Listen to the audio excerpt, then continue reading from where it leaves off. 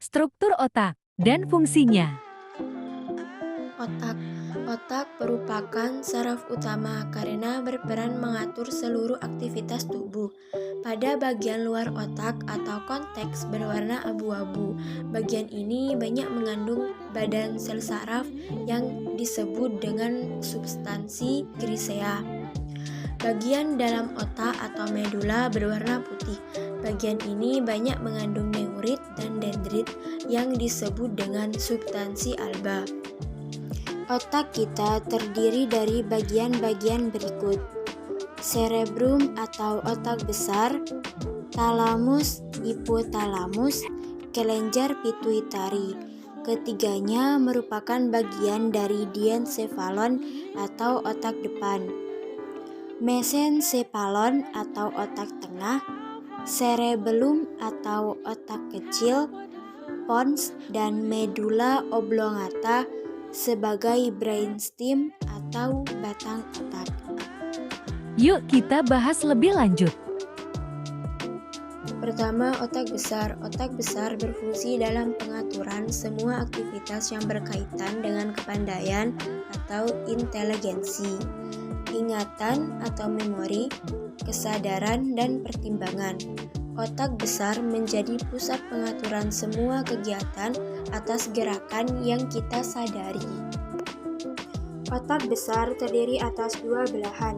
Setiap belahan terdiri atas 4 lobus, yaitu lobus frontalis sebagai pengendali otot rangka dan tempat terjadinya proses intelektual, lobus occipitalis untuk pusat penglihatan, lobus temporalis merupakan pusat pendengaran, penciuman, dan pengecapan, serta lobus parietalis sebagai pengatur perubahan pada kulit dan otot. Kedua, otak depan atau diencephalon. Otak depan terdiri dari hipotalamus dan talamus.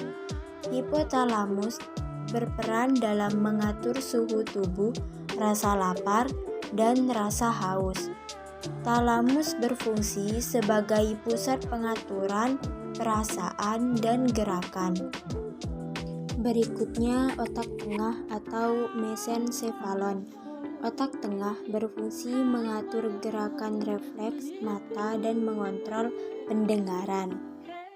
Selanjutnya, otak kecil atau cerebellum. Otak kecil terletak tepat di bawah bagian posterior otak besar.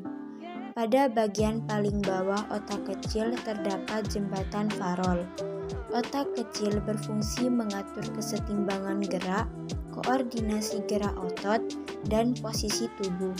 Bagian otak berikutnya adalah jembatan farol atau pons faroli. Jembatan farol berfungsi untuk menghantarkan impuls otot-otot diafragma bagian kiri dan kanan tubuh dan menghubungkan otak besar dengan otak kecil.